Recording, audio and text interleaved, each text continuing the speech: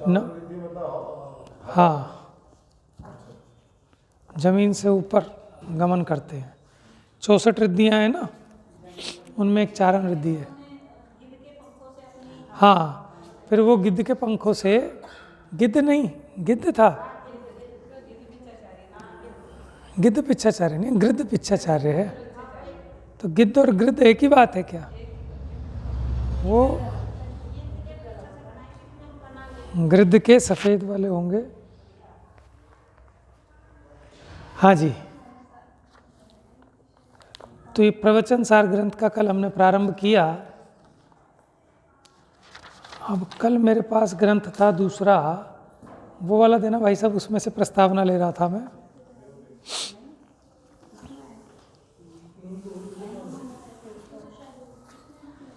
इसमें नहीं है, जो रंगीन वाला है ना, सोनगढ़ वाला, उसमें मिलेगी। तो सुनो, चलो कोई बात नहीं, आज कोशिश करते हैं पूरा कर दें। नमो अरिहंताणम, नमो सिद्धाणम, नमो आयरियाणम, नमो वज्जायाणम, नमो लोए सव्यसाहूनम। एस सुरासुर मणुसिन वंदिदम धोदघाई कममलम, प्रणमामि वड्ढमाणम तित्थम धम्मस्कतारम। हाँ, ये मंगलाचरण है, पहली गाथा है। अभी आपको पढ़ाई नहीं ना, देखो पढ़ना हो तो पढ़ सकते हैं, चलो कल से पढ़ाएंगे। पहली गाथा तो मंगलाचरण होता है। तो यहाँ तीर्थ धर्म के कर्ता जो महावीर स्वामी हैं, उनको नमस्कार किया। तो कल हमने थोड़ी सी चर्चा ये की थी कि देखो, उन्होंने सीमंदर परमात्मा को याद नहीं किया, तो कितनी दूरदृष्टि और दीर्घ दृष्टि होती है आचार्यों की, कि उन्होंने ये भी सोच लिया भविष्य काल में कोई विवाद खड़ा ना हो। नहीं तो फिर ये लगता कि महावीर भगवान प्रामाणिक नहीं है। कौन प्रामाणिक है? सीमंदर भगवान। और फिर बाकी जितने मुनीश्वर हैं जिन्होंने सीमंदर भगवान के दर्शन नहीं किए, वो छोटे ठहरते कि उनकी उतनी प्रामाणिकता नहीं है, प्रामाणिकता तो ही नहीं की है। जबकि ऐसा कुछ नहीं है। सभी तीर्थंकरों की दिव्य ध्वनि में वस्तु का स्वरूप तो समान है, तो वैसा ही आता है। कोई सीमंदर भगवान की वाणी में अलग नहीं आया, लेकिन बस अंतर इतना है कि सीमंदर भगवान के समोशरण में साक्षात उन्होंने सुनी, और यहाँ गुरु परंपरा से भगवान महावीर की जो दिव्य ध्वनि थी, उसका अंश यहाँ तक आया था, कुंद आचार्य तक। तो आप विचारने की बात है कि ग्रंथ के प्रारंभ में उन्होंने फिर भी पांचों परमागम में कहीं भी सीमंदर परमात्मा का नाम से मंगलाचरण नहीं किया। समझ में आया ना? तो बहुत सारे रीज़न हो सकते हैं, विचारे जा सकते हैं। तो जो गुणी पुरुष होते हैं, महापुरुष होते हैं, उनके जीवन का एक एक आचरण, एक एक घटना हम लोगों को शिक्षा देने वाली होती है, तो उनसे शिक्षा ग्रहण करनी चाहिए। चलिए, तो द्वितीय श्रुति स्कंद की धारा में ये 5 परमागम आदि अध्यात्म ग्रंथ लिखे गए, क्योंकि प्रथम श्रुति स्कंद की धारा में षटखंडागम आदि करणानियोग के ग्रंथों का माने प्रस्फुटन हुआ, उदय हुआ था। तो ये आपको बता दिया था कि कुंद आचार्य कितने इम्पोर्टेंट हैं, कि गणधर देव के बाद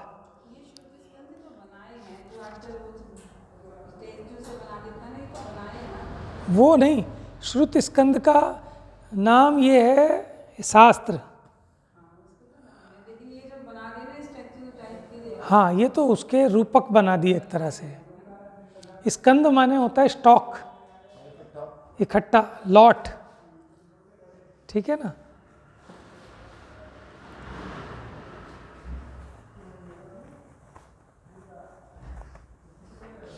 तो देवसेन आचार्य अपने दर्शन सार नामक ग्रंथ में लिखते हैं, ये विक्रम संवत 660 में हुए देवसेन आचार्य। वो क्या कहते हैं? जय पौ मणंदिना हो सीमंधर सामि दिव्यनाणेन, ना विबोहि तो समणा कहम सुमग्गम पयानंती। क्या कहते हैं? विदेह क्षेत्र के वर्तमान तीर्थंकर, क्योंकि वर्तमान में भी है ना, श्री सीमंदर स्वामी के समव शरण में जाकर श्री पद्मनंदी नाथ ने यानी कुंद आचार्य देव ने स्वयं प्राप्त किए गए ज्ञान के द्वारा बोध न दिया होता तो मुनिजन सच्चे मोक्ष मार्ग को कैसे जानते? तो इससे सिद्ध हुआ कि वो सिमंदर परमात्मा के समो शरण में गए थे। दूसरा उल्लेख जिसमें कुंद आचार्य को कली काल सर्वज्ञ कहा गया है। षट प्रावृत की, देखो कल मैं कह रहा था ना षट पहुड़ नाम था, तो षट प्रावृत की श्री श्रुत सागर सूरीकृत टीका के अंत में लिखा कि पद्मनंदी कुंद आचार्य, वक्रग्रीवाचार्य, एलाचार्य, गृद पिच्छाचार्य, ये इसमें ना वो मिलेगी आपको प्रस्तावना, उसमें से बीच बीच में कुछ मैचिंग हो सकती है, नहीं तो नहीं। बाकी जो ग्रंथ चलेगा वो मिलेगा आपके इन सारे ग्रंथों में, ये प्रस्तावना है। तो इन 5 नामों से युक्त तथा जिन्हें 4 अंगुल ऊपर आकाश में चलने की रिद्धि प्राप्त थी, जिन्होंने पूर्व विदेह में जाकर सीमंदर परमात्मा की वंदना की थी, उनके पास से प्राप्त श्रुत ज्ञान के द्वारा जिन्होंने भारतवर्ष के भव्य जीवों को प्रतिबोधित किया है, उन श्री जिन चंद्र सूरी भट्टारक के पट्ट के आभरण रूप यानी उनके शिष्य कलिकाल सर्वज्ञ कुंद आचार्य देव के द्वारा रचित इस षट प्रावृत ग्रंथ में सूरीश्वर श्री श्रुत सागर द्वारा रचित मोक्ष प्रावृत की टीका समाप्त हुई। मोक्ष पहाड़ भी है ना उसमें, तो पहले देखो षट पहाड़ था इसका नाम। भगवान कुंद आचार्य देव की महत्ता बताने वाले ऐसे अनेक उल्लेख जैन साहित्य में मिलते हैं। कई शिलालेखों में भी उल्लेख पाया जाता है। इस प्रकार जैन दिगंबर संप्रदाय में कलिकाल सर्वज्ञ कुंद आचार्य देव का अद्वितीय स्थान है। तो आपको बताया था, देखो सारी प्रतिमाओं में भी क्या कुंद आमनाएं में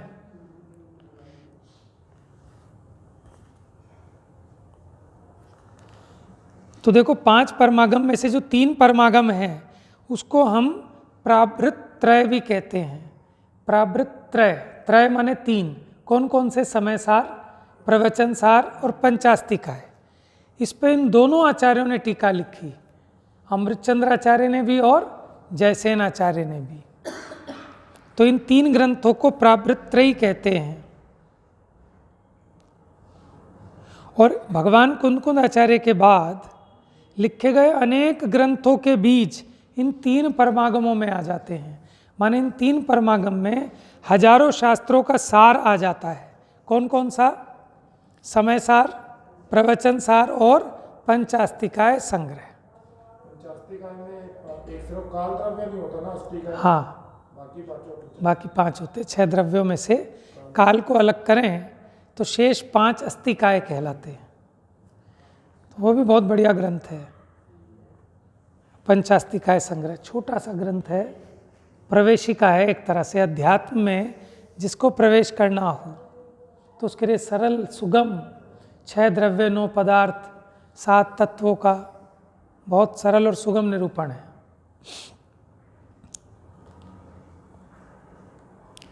इस श्री समय सार इस भरत क्षेत्र का सर्वोत्कृष्ट परमागम है। उसमें 9 तत्वों का शुद्ध नय की दृष्टि से निरूपण है। जीव का शुद्ध स्वरूप सर्व प्रकार से आगम, युक्ति, अनुभव और परंपरा से अति विस्तार पूर्वक समझाया। पंचास्तिकाय में 6 द्रव्य 9 तत्वों का स्वरूप संक्षेप में कहा। समय सार में तो 9 तत्वों का विस्तार से बताया, क्योंकि जीव भी है अजीव का भी है, आश्रय बंध संवर निर्जरा मोक्ष है, पुण्य पाप भी है, अधिकारों के भी तो नाम है ना। और पंचास्तिकाय में 6 द्रव्य 9 तत्व 5 अस्तिकाय आदि का संक्षेप में। प्रवचन सार में उसके नाम अनुसार जिन प्रवचन का सार यानी दिव्य ध्वनि का सार संग्रहित किया है। जैसे समय सार में मुख्यतया दर्शन प्रधान निरूपण है, उसी प्रकार प्रवचन सार में ज्ञान प्रधान निरूपण है। देखो, श्री प्रवचन सार ग्रंथ के प्रारंभ में शास्त्रकर्ता ने वीतराग चारित्र के लिए अपनी तीव्र आकांक्षा प्रकट की है। आएंगी गाथाएं तो मैं आपको बताऊंगा। वो संपयामी सम्मम कि वीतराग प्रधान ही हैं आश्रम जिनका ऐसी ऐसी गाथाएं हैं। किसकी भावना प्रकट की? कि वीतराग चारित्र की। तो क्या कुंदकुंद आचार्य को वीतराग चारित्र नहीं था क्या? है? देखो, ये जो शुभभाव रूप भूमिका होती है, ये सराग चारित्र की भूमिका है एक तरह से। जब वो शुभ भाव में प्रवर्त रहे हैं, उस समय तो राग रूप भूमिका चल रही है ना, शुभ भाव रूप भूमिका। इसलिए वो भावना क्या भा रहे हैं कि मुझे भी वीतराग चारित्र ग्रहण हो। वीतराग चारित्र, तो क्या चारित्र सराग भी होता है क्या? और जो सराग होता है तो फिर वो चारित्र काहे का? वो तो अचारित्र है। समझ में आ रही है आपको बात? किसी अपेक्षा से है भी, हाँ, किसी अपेक्षा से है भी, क्योंकि वो व्यवहार की अपेक्षा कहेंगे। देखो, जिस समय आचार्य देव शास्त्र रचना में, शास्त्र को पढ़ने में, सुनाने में शुभ भाव रूप प्रवर्तन कर रहे हैं, तो उस समय भी उनकी भावना किसकी है? शुद्धोपयोग की। कि ये जो राग आ रहा है, ये राग भी टूट जाए और मैं अपने स्वरूप में शुद्धोपयोग में लीन रहूं, ऐसी भावना भाते हैं।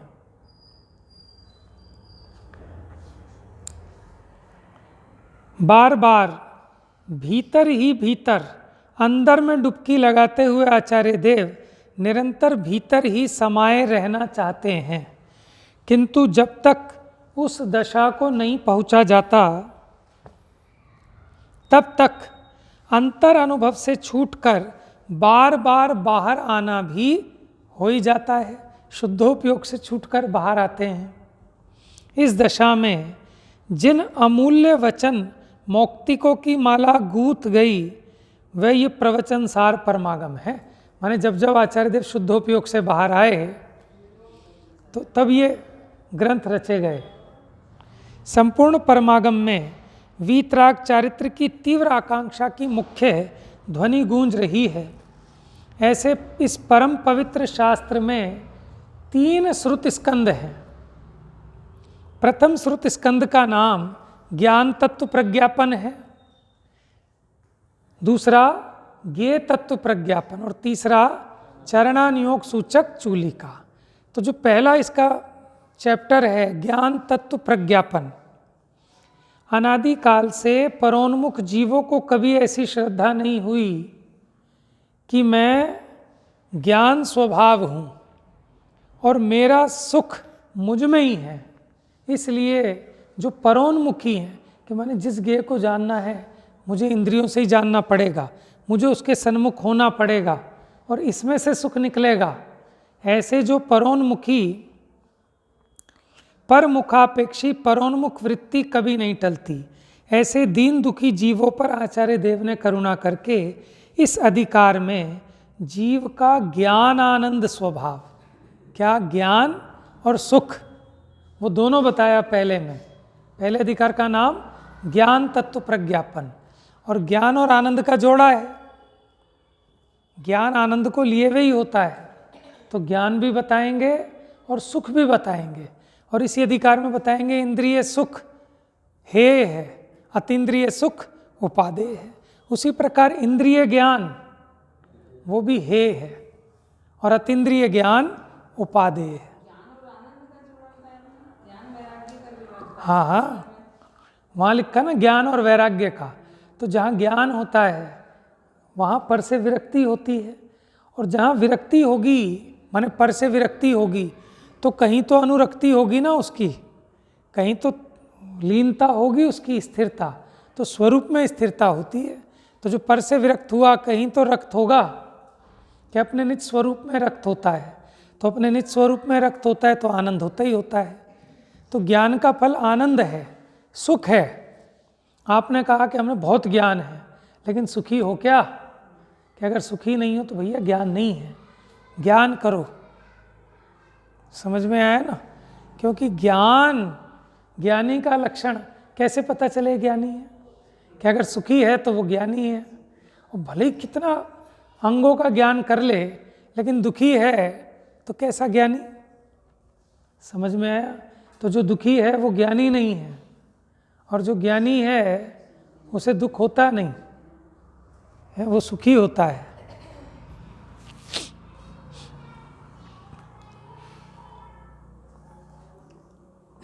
उसी प्रकार केवली के ज्ञान और सुख प्राप्त करने की प्रचुर उत्कृष्ट भावना बहाई है कि मेरा ज्ञान कैसा स्वभाव, केवल ज्ञान स्वभाव वाला हूँ। कैसा सुख है मेरा स्वभाव? अतीन्द्रिय सुख स्वभावी हूँ। इसलिए मुझे अपने सुखी होने के लिए इंद्रियों के विषयों की गुलामी करने की आवश्यकता नहीं है। क्षयिक ज्ञान ही उपादेय है। क्षयोपशमिक ज्ञान वाले तो कर्म के भार को ही भोगते हैं। प्रत्यक्ष ज्ञान ही एकांतिक सुख है। परोक्ष ज्ञान अत्यंत आकुलित है। केवली का अतीन्द्रिय सुख ही सुख है। इंद्रिय जनित सुख तो सुख नहीं, दुख है। सिद्ध भगवान स्वयमेव ज्ञान, सुख और देव हैं। घाती कर्म रहित भगवान का सुख सुनकर भी जिन्हें उनके प्रति श्रद्धा नहीं होती वे अभव्य हैं। देखो, अभव्य का लक्षण बताया इसमें कि घाती कर्म रहित भगवान का सुख सुनकर, कह रहे भगवान इतने सुखी हैं, ऐसा सुनकर भी जिन्हें उन अनंत परमात्मा की श्रद्धा नहीं होती वे अभव्य हैं अथवा दूरभव्य हैं। यो अनेकानेक प्रकार से आचार्य देव ने केवल ज्ञान और अतीन्द्रिय परिपूर्ण सुख के लिए पुकार की है। केवली के ज्ञान और आनंद के लिए आचार्य देव ने ऐसी भाव भरी धुन मचाई है कि जिसे सुनकर पढ़कर सहज ही ऐसा लगने लगता है कि विदेहवासी सीमंदर भगवान के और केवली भगवंतों के झुंड में से भरत क्षेत्र में आकर तत्काल ही कदाचित आचार्य देव ने यह अधिकार रचकर अपनी हृदयोर्मियाँ व्यक्त की हों। कि जैसे कोई विदेश से होके आता है ना, और फिर यहाँ के 10 दिन तक उसका भूत नहीं उतरता, वो सुनाता भाई साहब वहाँ तो कमरे ऐसे थे, वहाँ तो मशीन ऐसी है, वहाँ तो गाड़ी ऐसी है, वहाँ तो कपड़े डालो प्रेस होके निकल जाते हैं। अभी पीछे एक पंचकल्याणक था ना लंदन का, किसका 10-12 साल पुरानी बात हो गई, तो लोग बाग बहुत जाने के इच्छुक थे, वीज़ा नहीं मिल पाया लोगों को, और जिन्हें मिल गया वो स्वाध्याय में भी आते थे तो रोज़ वही बात स्वाध्याय के बाद 1-1 घंटे कि वहाँ के तो वाश बेसन ऐसे जी, वहाँ की तो टोंटियाँ ऐसी, वहाँ के तो ये ऐसे, वहाँ के तो वो ऐसे। तो 10-20 दिन तक उसकी खुमारी नहीं मिटती। तो मानो ये सीमंदर भगवान के समोशरण में आए आनंद लूट के, तो माने इनकी वो खुमारी नहीं मिटती, तो माने वो सारा का सारा रस इन्होंने उस परमागम में उड़ेल कर दे दिया।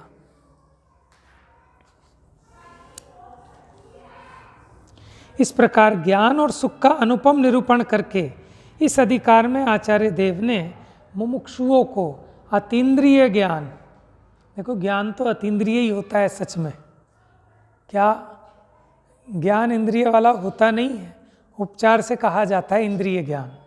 ज्ञान तो अतीन्द्रिय ही होता है, क्योंकि ज्ञान इंद्रियों में उत्पन्न नहीं होता। ये जो आँख नाक कान ये तो मुर्दे की भी पड़ी हैं, वहाँ कहाँ ज्ञान होता है। तो ज्ञान अतीन्द्रिय ही होता है। उसी ज्ञान को चूंकि वो इंद्रियों के माध्यम से प्रवर्त रहा है तो इंद्रिय ज्ञान कहा जाता है। ज्ञान एक ही है, ज्ञान दो नहीं है। जो इंद्रिय ज्ञान है वही अतीन्द्रिय ज्ञान है, आप देखें तो, ठीक है। लेकिन जिस अपेक्षा जैसा जहाँ निरूपण हो वैसा समझना चाहिए।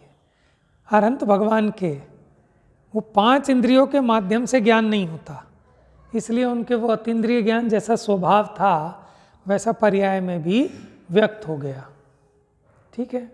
हमें अभी वो व्यक्त नहीं है। हम जो कुछ भी जानेंगे 5 इंद्रियां और मन उनमें निमित्त पड़ते ही हैं, ठीक है। लेकिन फिर भी वो ज्ञान इंद्रियों और मन से उत्पन्न नहीं होता, ज्ञेयों से उत्पन्न नहीं होता।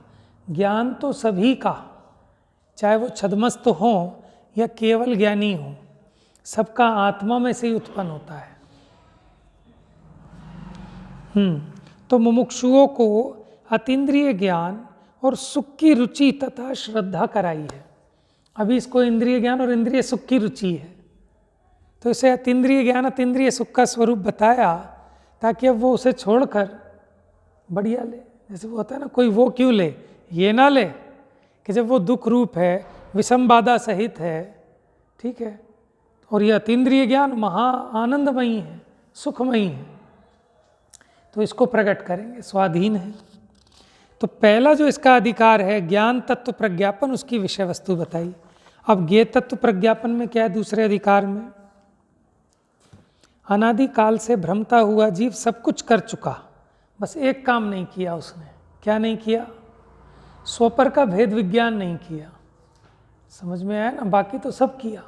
कोई ऐसा पुद्गल नहीं बचा कि जिसे इसने इस पंच परावर्तन में भोगा ना हो, है? कोई ऐसी जगह नहीं बची जहाँ एक एक कण में 100 बार ना जन्मा हो। बस एक काम नहीं किया कि स्वपर का भेद विज्ञान नहीं किया।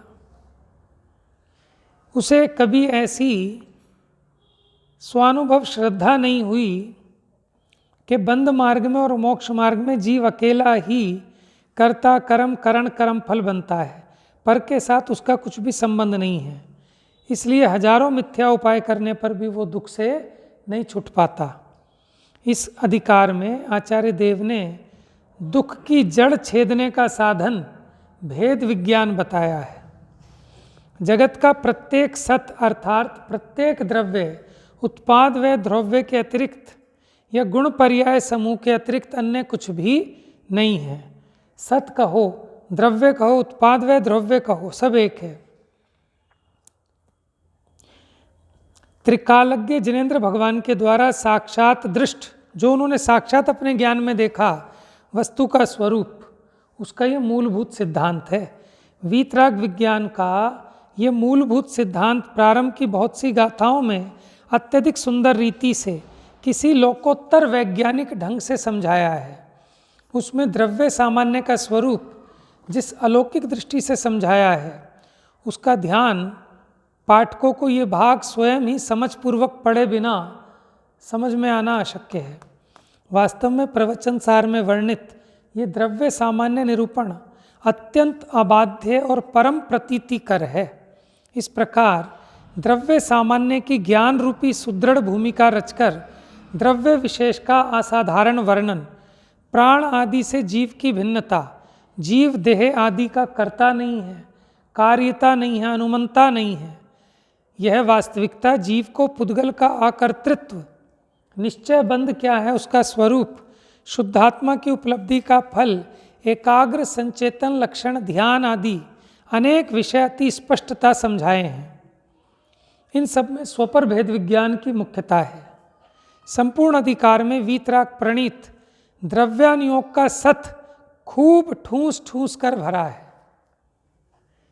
जिन शासन के मौलिक सिद्धांतों को अबाध युक्ति से सिद्ध किया है, यह अधिकार जिन शासन के स्तंभ समान है, उसका गहराई से अभ्यास करने वाले मध्यस्थ सुपात्र जीव को ऐसी प्रतीति हुए बिना नहीं रहती कि वास्तव में जैन दर्शन ही वस्तु दर्शन है, जैन धर्म ही वस्तु धर्म है, जैन धर्म ही सनातन धर्म है, सार्व धर्म है, क्योंकि वो वस्तु के स्वरूप को बताता है, इसलिए सबका धर्म है। जैसे जैन धर्म कहता है क्रोध करना अधर्म है, क्रोध नहीं करना धर्म है। अब हिंदू हो, मुसलमान हो, सिख हो, ईसाई हो, मनुष्य हो, त्रियंश हो, देव हो, नारकी हो, बड़ा हो, बूढ़ा हो, बच्चा हो, जवान हो, सबको क्रोध आने पर दुख होता है और क्रोध के अभाव में सुख होता है। यही वस्तु का स्वरूप है और यही जैन दर्शन बता रहा है। इसलिए जैन दर्शन सार्वभौमिक है, सार्वकालिक है, सबके लिए है, वस्तु स्वरूप है, वस्तु दर्शन है।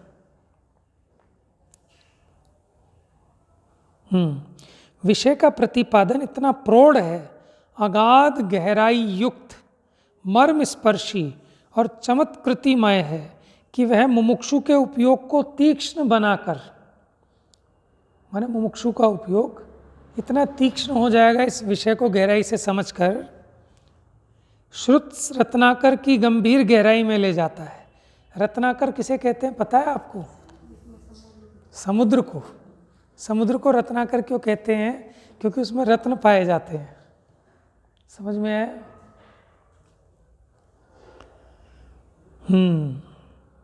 और किसी उच्च कोटि के मुमुक्षु को निज स्वभाव रत्न की प्राप्ति कराता है, और यदि कोई सामान्य मुमुक्षु वहाँ तक ना पहुँच सके तो उसके हृदय में भी इतनी महिमा तो अवश्य भर जाती है कि श्रुत रत्नाकर अद्भुत और अपार है।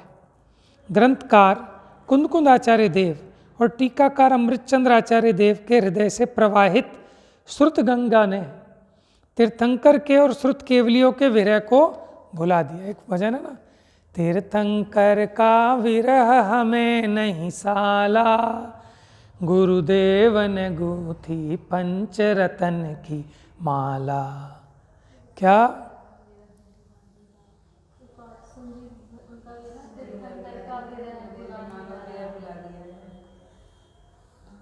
अच्छा, तो तीर्थंकर का विरह हमें नहीं साला कि कुंद आचार्य देव ने ये पंच परमागम रचकर तीर्थंकरों जैसा काम कर दिया। समझ में आया कि तीर्थंकर भगवान कोई हाथ पे रख के तो आत्मा दिखाते नहीं समोसरण में, वो भी ऐसे ही उनकी वाणी में भी यही तत्व आता है, कोई अलग तत्व नहीं आता है। तो कहते हैं कुंद आचार्य देव और अमृतचंद्र आचार्य देव ने तीर्थंकर के और श्रुत केवलियों के विरह को भुला दिया। मैंने इतना स्पष्ट वस्तु स्वरूप का निरूपण इसमें किया है। अब तीसरा श्रुत स्कंद कौन सा है? चरणानुयोग सूचक चूली का। शुभोपयोगी मुनि को, अच्छा मुनिराज शुभोपयोगी होते हैं कि शुद्धोपयोगी? शुभोपयोगी श्रमण है, शुद्धोपयोगी भी श्रमण। आश्रवी हैं शेष सब। इतना है कि जो शुद्धोपयोगी हैं वो निराश्रवी हैं, और बाकी शुभोपयोगी हैं तो आश्रव हो रहा है उनको, भले ही शुभ का हो रहा है। आज किसी का किसी ने क्लिप भेजी थी, उसमें वो कह रहे हैं, स्वयं महाराज कह रहे हैं, उनसे किसी ने पूछा कि आचार्यों को शुद्धोपयोग कितना होता है, कब कब होता है? तो उन्होंने कहा आचार्यों को शुद्धोपयोग होता ही नहीं। वो तो बहुत पुरानी वीडियो हो गई, मेरे पास आ जाइए अभी। सागर जी। अच्छा, मेरे पास अभी आई। तो किसी ने पूछा है क्या कह रहे हैं, सही है क्या? काफी पुरानी वीडियो है। तो उसमें क्या कह रहे हैं कि आचार्य और उपाध्याय को तो शुद्धोपयोग होता ही नहीं, हो ही नहीं सकता, क्योंकि वो तो संघ को संभालने में लगे रहते हैं। वो तो मुनि को होता है, मुनि को हो सकता है। और वो कह रहे हैं मुनि को भी कैसे होगा, देखो पेन हिला रहे हैं, ये कोई शुद्धोपयोग होगा ऐसे? शुद्धोपयोगी मुनिराज तो अपने स्वरूप में लीन रहते हैं, तो वो हो ही नहीं सकता आराम से। होगा भी तो मुनि को भले हो जाए, लेकिन आचार्य उपाध्याय को नहीं हो सकता। तो लेकिन अब प्रश्न ये है, क्या आचार्य उपाध्याय मुनि नहीं होते? वो भी तो पहले मुनि दीक्षा ली थी ना। आचार्य उपाध्याय तो बाद में मिलते हैं सामायिक, वो सामायिक क्या है, सामायिक चारित्र ग्रहण करते हैं वो, फिर वो ऊपर चढ़ने के लिए नीचे गिरेंगे। हाँ, समझ में आया। और उनमें कुछ विशेषता होती है, तब उन्हें यह आचार्य और उपाध्याय का पद दिया जाता है। मुनि की भूमिका में जो करने योग्य काम है वो थोड़े ना छोड़ देंगे, उसकी तो प्रतिज्ञा है। शुद्धोपयोग की तो मुख्यता होती है। हाँ, जब अंदर में स्वरूप नहीं रहता तो उसमें शासन प्रशासन भी संभालते हैं, इसके पीछे थोड़ी ना पागल हो जाते हैं कि इन्हीं को। और भैया वो कोई ऐसे स्कूल के थोड़ी ना प्रिंसिपल हैं कि बच्चों को डंडा लगा के हाँकते रहेंगे, अरे कोई बच्चा भाग के ना चला जाए, ये कहाँ घूम रहे हो, चलो बैठो क्लास में, ये करो वो करो। इतने की ज़रूरत नहीं पड़ती। उनके शिष्य भी शुद्धोपयोगी मुनि हैं। तो जो शुद्धोपयोगी मुनियों का आचार्य है, क्या वो शुद्धोपयोगी नहीं होगा? समझ में आया? वो तो बात साफ साफ समझ ही आ रही है ना। हाँ, अब ये पता नहीं कि वो शुद्धोपयोग किसे कह रहे हैं। फिर अब वो उन्हीं से पूछने पे पता चल सकता है कि उनका कहने का क्या अपेक्षा है। तो हम तो अपनी अपेक्षा क्लियर कर सकते हैं कि हमने जो समझा है, पढ़ा है ना, आगम आदि से, तो उसमें यही है कि मुनिराज मुख्यपने निरंतर शुद्धोपयोग का ही साधन करते हैं। हाँ, लेकिन ऐसा नहीं है कि वो शुभोपयोगी नहीं होते, वो शुभोपयोगी भी होते हैं। जब शुद्धोपयोग में नहीं रहते तो बाहर शुभोपयोग में आते हैं, फिर शुद्धोपयोग में भी जाते हैं। छठे सातवें गुण स्थान में निरंतर झूला करते हैं। और खाली मुनि ही नहीं, आचार्य भी, उपाध्याय भी, नहीं तो उनका गुणस्थान छठा भी नहीं रहेगा, ये शर्त है। बाकी आगम की कोई विशेष विवक्षा हो तो हम उसके बारे में कह नहीं सकते, ठीक है। हम तो जो सामान्य समझते हैं वो इतना है। अब अगर कह रहे हैं तो कोई ना कोई उनके पास विवक्षा होगी, कोई आगम का ठोस आधार होगा, नहीं तो उसके बिना तो फिर कहना बनता नहीं है। अब वो तो जिनने कही उनसे पूछने पे ही पता चल सकती है, तो हमें तो समझ में नहीं आ रही। वो सही नहीं। हाँ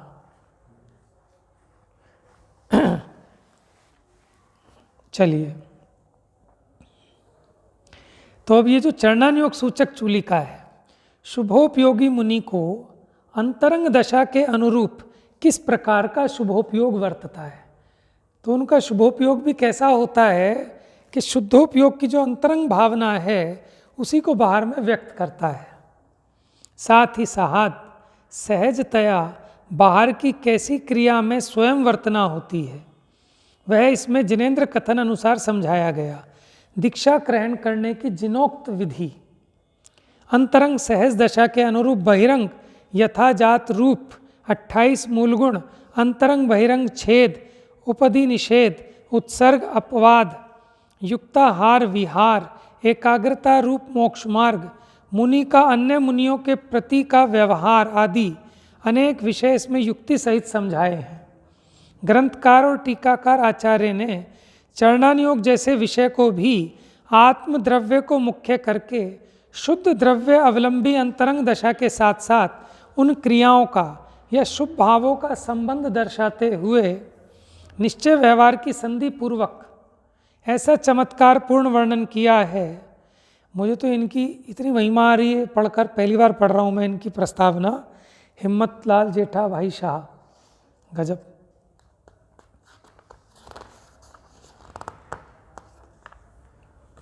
देखो, जो 3 लोक के पूज्य हैं, जो उनकी पूजा करता है ना, तो देव भी उसकी पूजा करते हैं।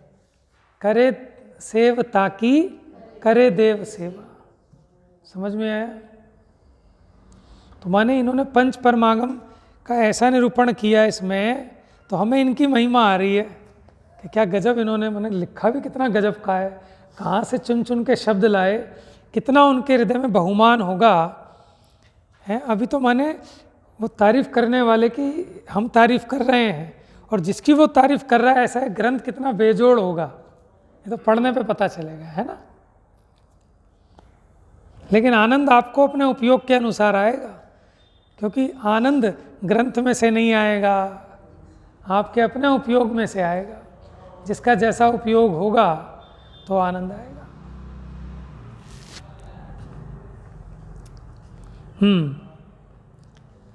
ग्रंथकार, अच्छा, आचरण प्रज्ञापन जैसे अधिकार में भी जैसे कोई शांत झरने से झरता हुआ अध्यात्म गीत गाया जा रहा हो, ऐसा ही लग रहा है। आत्म द्रव्य को मुख्य करके ऐसा संयुक्तिक, ऐसा प्रमाणभूत साध्यंत शांत रस निर्झरता चरणानुयोग का प्रतिपादन अन्य किसी शास्त्र में नहीं है। इसी की एक वो श्लोक है, चरणानुसारी द्रव्यम द्रव्यानुसारी चरणम, है ना, एक ऐसा श्लोक है।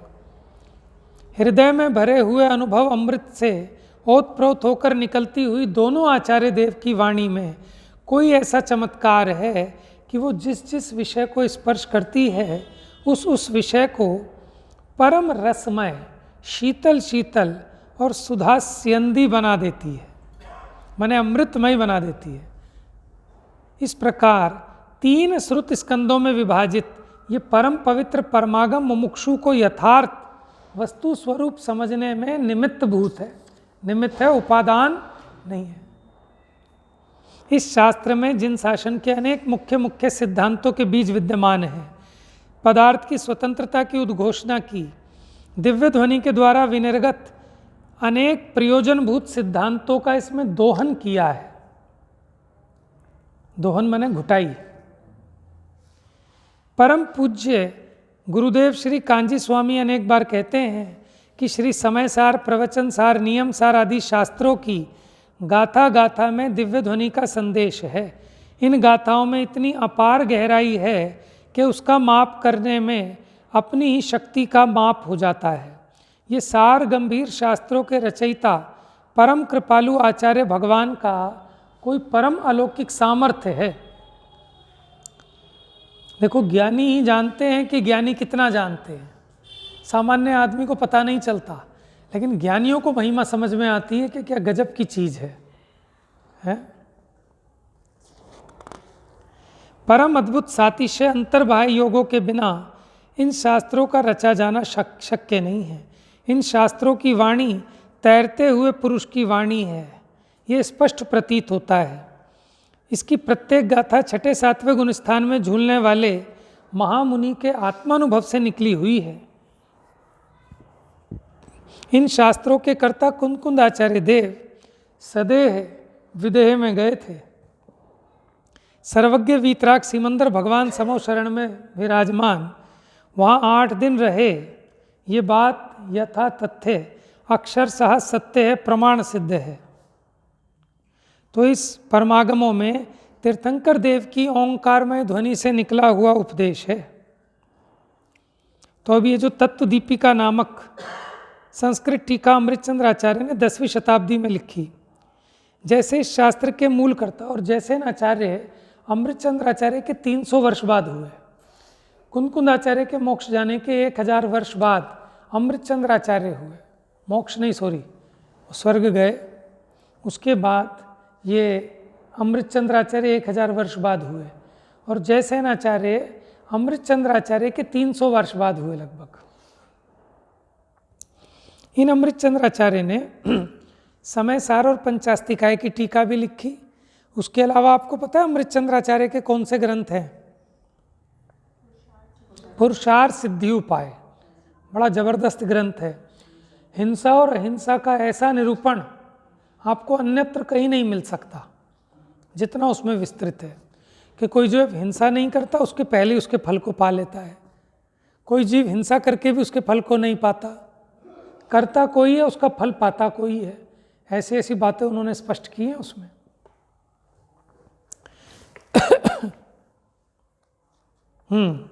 तो पुरुषार्थ सिद्धि उपाय, तत्वार्थ सार, ये सब उन्हीं के लिखे हुए हैं, अमृतचंद्र आचार्य के।